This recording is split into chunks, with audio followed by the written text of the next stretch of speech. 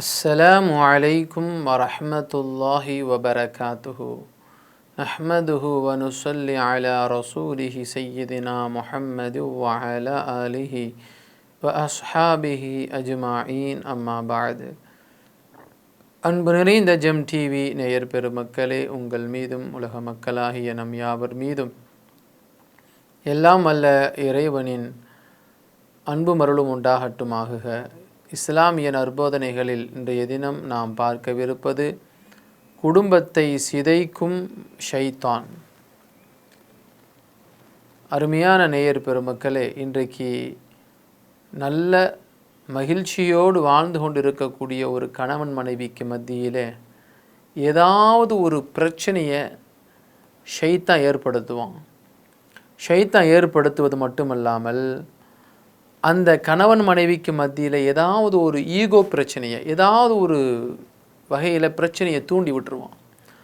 இரண்டு பேருக்கும் வீண் விவாதங்கள் நடக்கும்.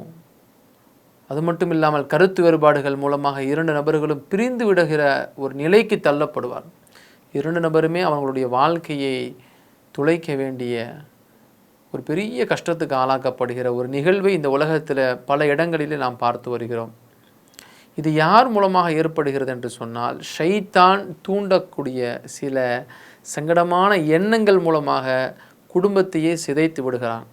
நபிகள் நாயகம் ஸல்லல்லாஹு அலைஹி வஸல்லம் அவர்கள் கூறியதாக ஜாபிர் இப்னு அப்துல்லாஹ் ரதியல்லாஹு அன்ஹு அவர்கள் இந்த ஹதீஸை அறிவிக்கிறார்கள். இப்லீஸ் ஷைத்தான் என்ன செய்வானா, தண்ணீரின் மீது தான் தன்னுடைய இருப்பிடத்தை அமைத்து கொள்வானா. அப்படி அமைத்து கொண்டு ஷைத்தான் தன்னுடைய சிஷ்யர்களை அழைத்து, இன்னைக்கு யார் யாரெல்லாம் நீங்கள் வழி கெடுத்தீங்க, யார் யாரெல்லாம் தவறான வழியின் பக்கம் வரவழைத்தீர்கள், தவறான செயல்களின் பக்கம் யார் யாரெல்லாம் நீங்கள் வலு கெடுத்தீர்கள் என்றெல்லாம் கூப்பிட்டு, பெரிய ஷைத்தான் என்ன செய்வான், சின்ன ஷைத்தான்கள்கிட்ட கூப்பிட்டு கேட்பான். அப்படி கேட்கும்போது ஒவ்வொரு நபரும் ஒவ்வொரு விதமாக சொல்லுவாங்க.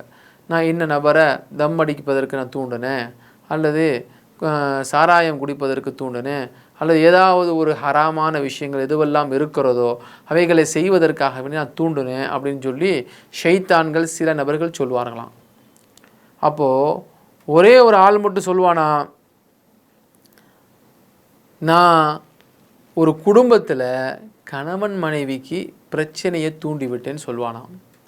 அப்போது ஷைத்தான்களில் தலைவராக இருக்கக்கூடியவன் மற்ற சின்ன சின்ன ஷைத்தான்கள் சொன்ன விஷயமே எல்லாம் பெருசாக நீங்கள் செஞ்சிட்டீங்க அப்படிங்கிற மாதிரி சொல்லக்கூடிய ஷைத்தான் ஒரே ஒரு ஆள் என்ன செய்கிறான், ஒரு குடும்பத்தில் உள்ளே போய் கணவன் மனைவிக்கு மத்தியில் சில பிரச்சனைகளை கிளப்பி விட்டுட்டேன், அதன் மூலமாக அவங்க ரெண்டு பேர்த்துக்கு மத்தியில் சரியான சண்டை, கூடிய சீக்கிரம் அவங்க கணவன் மனைவியாக இருப்பதை விட்டு பிரிஞ்சாலும் பிரிஞ்சிருவாங்க, அந்த மாதிரி ஒரு வேலையை செஞ்சுட்டு வந்துட்டேன் அப்படின்னு சொல்லி சொன்ன உடனே அந்த பெரிய ஷைத்தான் என்ன செய்வான், தன்னுடைய பக்கத்தில் கூப்பிட்டு வச்சு, அப்பா தம்பி நீ தான் சரியான வேலை செஞ்சுட்டு வந்திருக்கிற, உன்ன மாதிரி ஆள் தான் எனக்கு வேணும் அப்படின்னு சொல்லுவோம் பார்த்தீங்களா. அந்த மாதிரி பெரிய ஷைத்தான் சின்ன ஷைத்தான் என்ன செஞ்சுருக்கிறான், நீ தான் சரியான ஆள், இந்த மாதிரி தான் ஒவ்வொரு குடும்பத்துலேயும் போய் கணவன் மனைவிக்கு மத்தியில் சண்டையை பிரச்சனையை ஏற்படுத்திட்டு வர்றது தான் உயர்ந்த ஒரு நன்மை அப்படிங்கிறத அவன் சொல்கிறான். ஆனால் ஒரு கணவன் மனைவிக்கு மத்தியில் ஒரு பிரச்சனை வருகிறது என்று சொன்னால் எந்த இடத்துல விட்டு கொடுக்கணுமோ அந்த இடத்துல விட்டு கொடுக்கணும். இன்றைக்கு குறிப்பாக அதிகமான இடங்களில் அதிகமான தம்பதியர்களுக்கும் யாருக்கு இந்த விவாகரத்து டிவோர்ஸ் பிரச்சனை நடக்குதுன்னு சொன்னால் படித்த குடும்பத்தில் தான். இப்போ படித்த ஆணாக இருக்கட்டும் பெண்ணாக இருக்கட்டும், நீங்கள் ஒருவருக்கொருவர் புரிந்து கொள்ளணும். திருமண வாழ்க்கை என்பது ஒரு சாதாரண ஒரு வாழ்க்கை கிடையாதுங்க. ஏனென்றால் இறைவன் எதை நியதி செய்கிறானோ அதன் மூலமாகத்தான் ஒரு ஆணும் ஒரு பெண்ணும் ஒரு ஜோடியாக நிற்கிறார்கள். அப்போது அந்த ஜோடியை நாம் களைவதிலிருந்து நம்மை நாம் மாற்றிக்கொள்ள வேண்டும். ஆகையினால்தான் நபிகள் நாயகம் ரசூலுல்லாஹி ஸல்லல்லாஹு அலைஹி வஸல்லம் அவர்கள் அடுத்து சொல்லுவார்கள், ஷைத்தான் இப்பேற்பட்ட சூழ்ச்சிகளை செய்யக்கூடியவனாக இருக்கிறான்.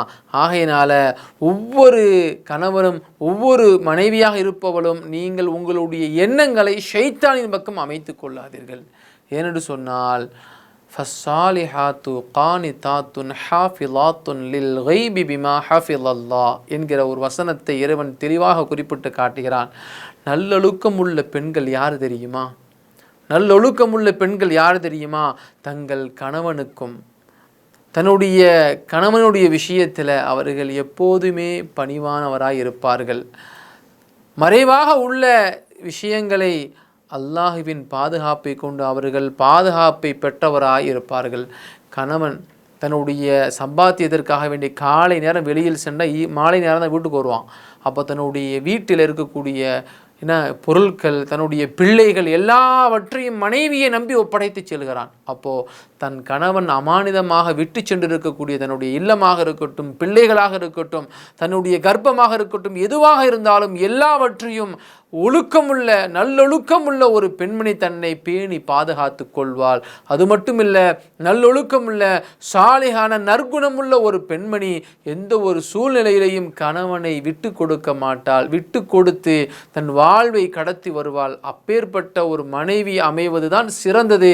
ஷைத்தான் இப்படி ஊடுருவி ஒவ்வொரு குடும்பத்திலும் வழிகெடுக்க செய்கிறானே, அதில் நீங்கள் வீழ்ந்து விடாதீர்கள் என்பதைத்தான் நபிகள் நாயகம் ஸல்லல்லாஹு அலைஹி வஸல்லம் அவர்கள் கூறுவார்கள். ஆகையினால நாம் நல்ல சாலிஹீன்களாக வாழ்வோம்.